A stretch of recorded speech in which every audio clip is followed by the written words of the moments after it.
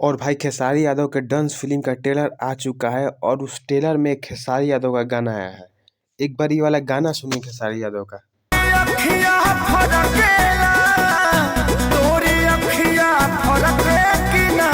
भाई जैसा ही फिल्म का ट्रेलर का लुक है ऐसे ही गाने को भी बनाया गया है उसी लुक में, और उसी वीडियोग्राफी को ऐसे ही वीडियोग्राफी रखा गया है। और गाना में एक बार लाइन सुनिए, ये वाला मेन लाइन।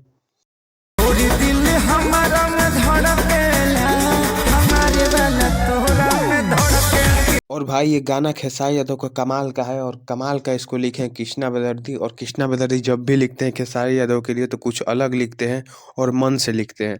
और ये गाना है ग्लोबल म्यूजिक जंक्शन से, और गाना बहुत अच्छा इसका रिस्पांस मिल रहा है। और इससे ये पता चलता है गाने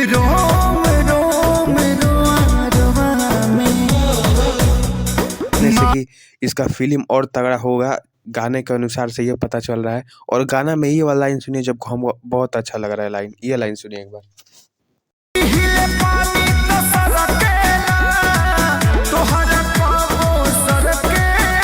और चलिए आप बताइए, जो भी खेसारी यादव का फैन है, आपको ये गाना कैसा लगा, और जिसको भी अच्छा लगा ये वीडियो